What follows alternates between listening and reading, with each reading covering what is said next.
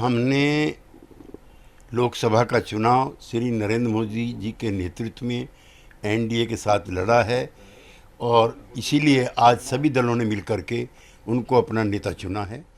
इसके बाद 7 तारीख को हम पुणे मिलेंगे, राष्ट्रपति से भी मिलेंगे और संभवतः 8 तारीख को मोदी जी शपथ ग्रहण करेंगे। इंडिया ब्लॉक की एक बैठक हो रही है, वो भी कई तरह की रणनीतियों पर चर्चा उसमें कर रहे हैं।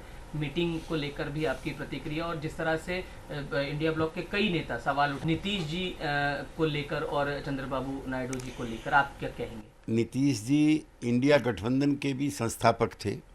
कांग्रेस पार्टी की हठधर्मिता और अनप्रैक्टिकल एटीट्यूड्स की वजह से ही हम लोग अलग हुए। अब वापस जाने का कोई प्रश्न पैदा नहीं होता है। हम एनडीए में हैं और कंफर्टेबल हैं। जी, संजय राउत अभी बात कर रहे थे तो उन्होंने कहा कि नीतीश जी सबके दोस्त हैं, और उन्होंने ये भी कहा कि बनने दीजिए सरकार, हम तो मनोरंजन देख रहे हैं और हमें नहीं लगता कि ये सरकार बहुत चल पाएगी, लंबी चल पाएगी। संजय राउत जी बड़ी बात करने के और बिगड़ी बात करने के रूप में जाने जाते हैं जी।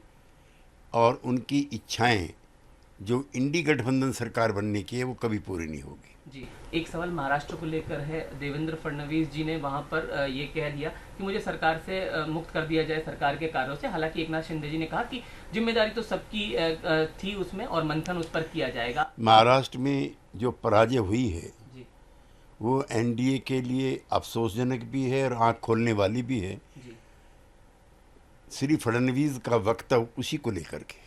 जी, आज जब नीतीश जी फ्लाइट में थे तो एक तस्वीर आपने देखा होगा वायरल हुई कि वहाँ पर तेजस्वी पीछे थे, तो उसको लेकर भी कई तरह की बातें जो हैं चर्चाओं ये सब बेकार की चीज़ें हैं।